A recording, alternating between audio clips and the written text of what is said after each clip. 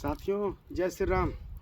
हम बलिया जनपद के रसना ब्लॉक के रसना थाना के हम लखनेश्वर किले पे मौजूद हैं और बहुत कड़कड़ाती हुई धूप है और धूप में हालत बहुत ख़राब है, लेकिन धरती और धर्म और ध्वज की जो धरोहर हमारी भारतीय सनातन संस्कृति है उसको दर्शाने और बताने के लिए पुनः एक बार फिर मैं एक अति प्राचीन मंदिर के विषय में आपको दिखाना चाहता हूं, जो आप नहीं सुने होंगे, नहीं देखे होंगे, बहुत कम लोग इसको जानते होंगे, कुछ लोग जानते होंगे।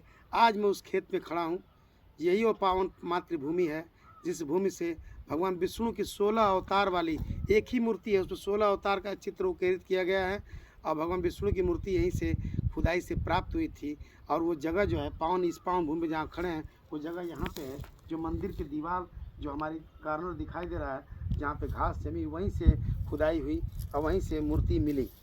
उस मूर्ति के बारे में अभी मैं आपको लिए चलता हूँ उस मंदिर में जहाँ पे मूर्ति स्थापित की गई है। उससे विष्णु भगवान का मंदिर या किले पर स्थापित मूर्ति को हम बताते हैं। ये संसदीय क्षेत्र बलिया है और जनपद भी बलिया है और तमसा नदी के तट पर हम लोग स्थित हैं। कहा जाता है कि ये जो ज़मीन है पहले जो भूतपूर्व विधायक यहाँ के क्षेत्र राम इकबाल सिंह थे उनका हुआ करता था। लोगों ने बताया, पुराने लोगों से मैंने बातचीत किया तो लोगों ने बताया कि ये जो धरती है, ज़मीन है, ये खेत है, बहुत पहले यहाँ के जो पूर्व विधायक हुआ करते थे राम इकबाल सिंह जी, उनका हुआ करता था, उनके पूर्वजों का हुआ करता था। अब इसमें पता नहीं किसका है किसका नहीं, मुझे पूरी तरह से ज्ञात नहीं है। जो कुछ यदि इसमें त्रुटियाँ होंगी उसके बारे में अपने आप को हमको क्षमा करिएगा, ताकि मैं इसके बारे में पूरी तरह से भूले जानकारी नहीं है। लेकिन लोगों ने बताया कि ये जो धरती थी पहले विधायक जी की हुआ करती थी। अब इस समय क्या है इसके कंडीशन में नहीं होता। यहाँ एक बार हल जोता जा रहा था। हल उस समय जो है पहले लकड़ी के हुआ करते थे। लकड़ी का हल जोतते जोतते हल का फाल जो है उस मूर्ति से टकरा गया, हल का फाल टूट गया। तो लोगों ने समझा कि शायद बगल में लखनेश्वर किला जो हमारा है, हो सकता है कोई दीवार वाल पहले रही हो, तो दीवार वाल होगी तो इसकी वजह से हल नहीं चल पा रहा है। खोदते गए और खोदते खोदते पता चला कि वो जो मूर्ति है हम जिसके अभी लेके चल रहे हैं वहाँ पे हम, वो मूर्ति जो है मुँह के पीठ के बल, पीठ ऊपर था और उनका मुख तो नीचे था, ज़मीन में गड़ी हुई थी लंबे में। खोद के निकाला गया। उस मूर्ति को 8 दिन तक इसी मंदिर लखनेश्वर के इस भगवान लखनेश्वर भोलेनाथ के मंदिर में 8 दिन तक रख करके उसकी साफ़ सफाई की गई। और इसका साफ़ सफाई करने के बाद 8 दिन के पश्चात इसको बगल में हम कैमरामैन से कहेंगे जो सामने मंदिर दिखाई दे रहा है उस मंदिर में लेकर उनको स्थापित किया गया। अभी उस मंदिर के भी हम दर्शन आपको कराएंगे। और इस चैनल का हमारा मूल उद्देश्य है भारतीय सभ्यता और संस्कृति को जीवंत रखना, भारतीय धरोहरों के बारे में आपको बताना, जो धरोहरें आज हमारे समाज से, हमारे आने वाली पीढ़ियों से, हमारे बच्चों से, जिनके दिमाग से लुप्त हो रही हैं। इस आधुनिकता की चकाचौंध में बच्चे अपने मूल नागरिक, अपने मूल जो संस्कृति है उससे भटक कर करके वो आधुनिक चकाचौंध की रोशनी में, जो आधुनिक दुनिया में वो अपने जीवन को लगा करके अपनी सभ्यता और संस्कृति को भूल रहे हैं। तो हम अपनी भारतीय धरोहर और सभ्यता और संस्कृति को दर्शाने के लिए और बताने के लिए ऐतिहासिक स्थलों का मैं भ्रमण और दौरा करके आप लोगों के बीच में उस वीडियो को लाना चाहता हूं, जो आप अपने पास नज़दीक से बैठ करके देख करके उसके बारे में जानकारी प्राप्त कर सकें। और प्रभु परमात्मा परमेश्वर की कृपा आपको जब प्राप्त हो, जब आपकी लगन लग जाएगी, तो आप उस स्थान पर ज़रूर एक बार भ्रमण करने जाइए।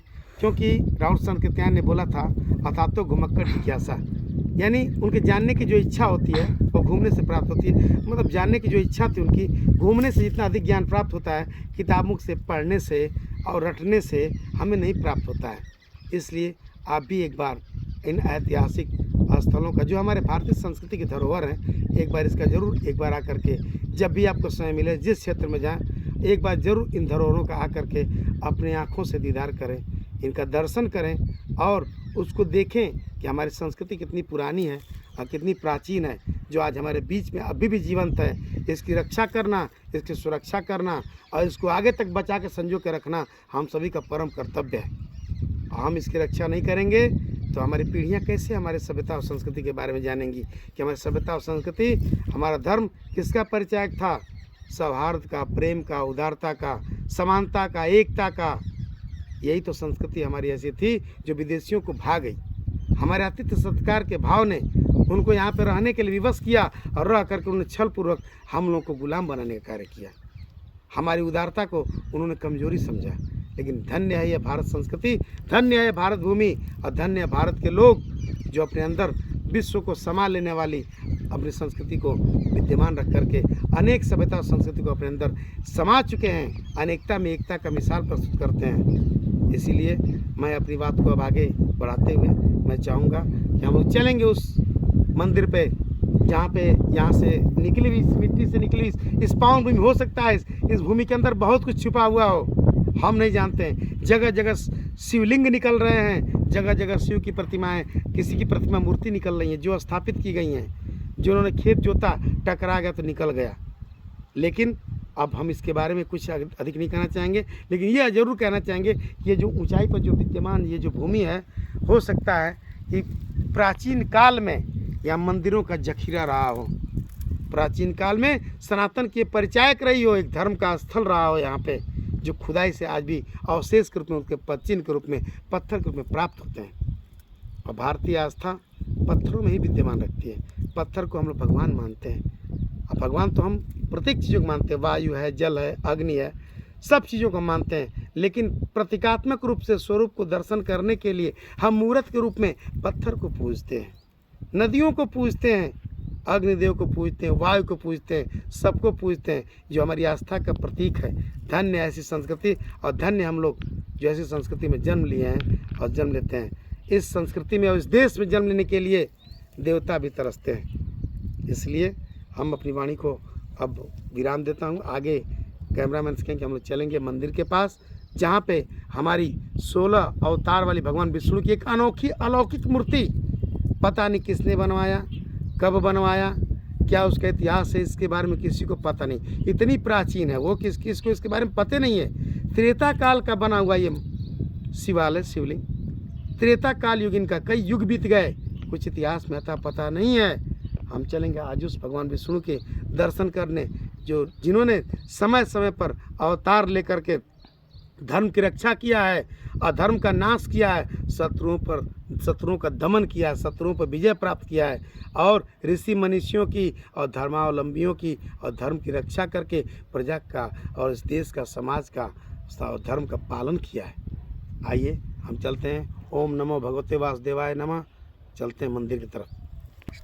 अब हम अपना अगला वीडियो इसके पार्ट 2 में डालेंगे, जिसमें भगवान विष्णु की मूर्ति का दर्शन आप करेंगे और उनके मंदिर पर हम चलते हैं। पार्ट 2 में अगले वीडियो का इंतज़ार करिए। मैं पार्ट 2 अगला वीडियो जल्द ही आपके बीच में देता हूं, जहां से भगवान विष्णु की 16 अवतार वाली मूर्ति का दर्शन करेंगे। इसके लिए आगे बढ़ते हैं।